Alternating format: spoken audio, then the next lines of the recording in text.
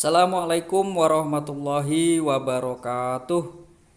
Pada kesempatan kali ini kita sudah memasuki materi mengenai menikmati cerita sejarah untuk pertemuan yang kedua. Apabila pada pertemuan ke-1 belum ditonton, silahkan bisa dibuka kembali karena saya sudah membuatnya untuk pertemuan ke-1 tentang menikmati cerita sejarah.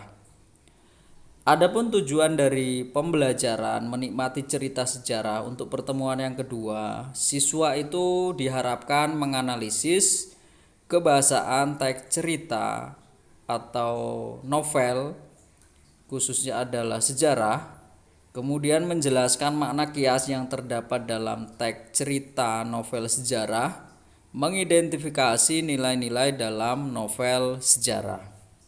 Semoga kita bisa diberikan kemudahan untuk pembelajaran daring dari waktu ke waktu, sehingga apa yang akan disampaikan dapat terserap dengan baik dan mengikutinya hingga akhir. Kita mulai saja. Yang pertama yaitu menganalisis kebahasaan teks cerita novel sejarah. Bahasa yang digunakan dalam novel sejarah yaitu konotatif dan enovatif. Berbeda dengan bahasa ilmiah menggunakan denotatif dan rasional.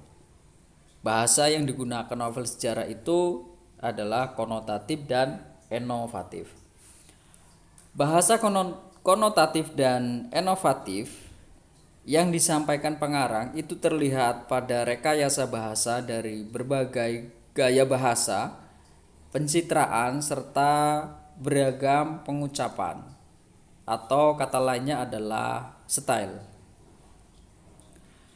Adapun kaidah kebahasaan novel sejarah itu meliputi yang pertama penggunaan kalimat lampau. Contohnya dalam banyak hal Gajah Mada bahkan sering mengemukakan pendapat-pendapat yang tidak terduga dan membuat siapapun yang mendengar akan terperangah.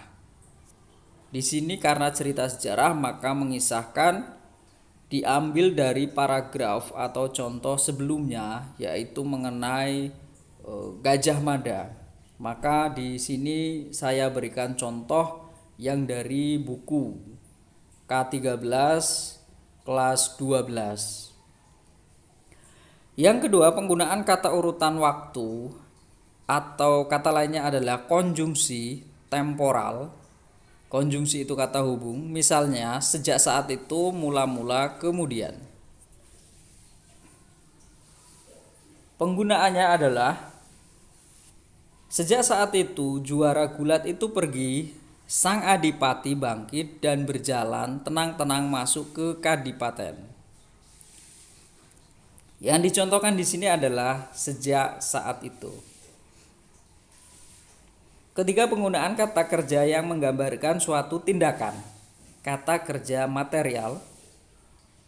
Contohnya adalah emban tua itu melanjutkan tugasnya. Kali ini untuk sekedar kedaton diah wiyat yang terlihat lebih tegar dari kakaknya.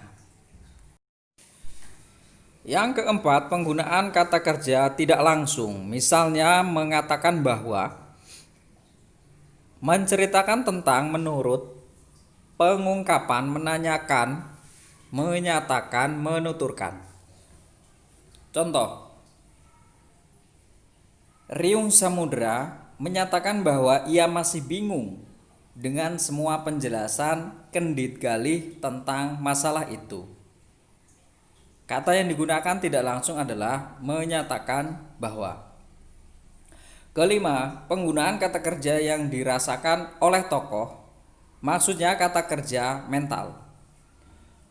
Contohnya atau misalnya merasakan, menginginkan, mengharapkan, mendambakan, dan menganggap. Contoh kalimatnya, Gajah Mada menginginkan sependapat dengan jalan pikiran Senopati Gajah Enggon. Yang keenam, penggunaan dialog. Cirinya menggunakan tanda petik ganda di depan dan di akhir, dan tuturan langsung. Mana surat itu? Tanda tanya. Ketujuh, menggunakan kata. Penggambaran tokoh, tempat, atau suasana. Contoh, Gajah Mada mempersiapkan diri sebelum berbicara dan menebar pandangan mata menyapu wajah semua pimpinan prajurit, pimpinan dari satuan masing-masing. Penggambaran dari tokoh. Menjelaskan makna kias yang terdapat dalam teks cerita novel sejarah. Selain penggunaan bahasa dengan kaidah kebahasaan, banyak juga menggunakan kata atau frasa yang bermakna kias. Penggunaan kata atau frasa kias digunakan penulis guna membangkitkan imaji pembaca ketika membaca dan memperindah cerita.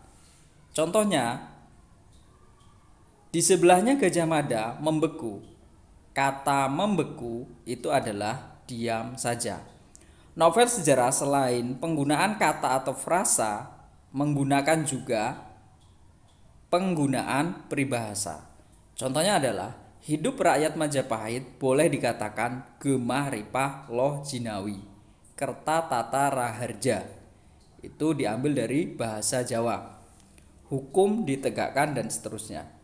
Gemah ripah loh jinawi, kerta tata raharja dari peribahasa Jawa yang artinya hidup makmur, aman, tentram. Mengidentifikasi nilai-nilai dalam novel sejarah. Karya sastra dikatakan baik apabila mengandung nilai value yang terdapat dalam alur, latar, tokoh, dan tema yang dikemas secara implisit. Nilai-nilai yang terkandung dalam novel sejarah meliputi nilai budaya, nilai moral, nilai agama, nilai sosial, dan nilai estetis. Nilai budaya mengandung kebudayaan, peradaban di masyarakat. Nilai moral, etika mengandung petuah atau ajaran tentang etika atau moral. Nilai agama mengandung nilai-nilai agama, bisa juga nilai religi. Nilai sosial mengandung hubungan antar individu dan masyarakat. Nilai estetis mengandung nilai keindahan struktur cerpen sendiri, fakta, teknik penajian, cerita. Ada 5 nilai dalam novel. Ada 5: budaya, moral, agama, sosial, dan nilai estetis. Sampai di sini dulu yang bisa saya sampaikan. Materi ini saya upload juga di website saya ranikidia.com. Apabila kurang jelas atau untuk memperjelas, bisa diakses secara mudah. Bila ada salah kata, mohon maaf yang sebesar-besarnya. Semoga bermanfaat. Saya akhiri. Wassalamualaikum warahmatullahi wabarakatuh.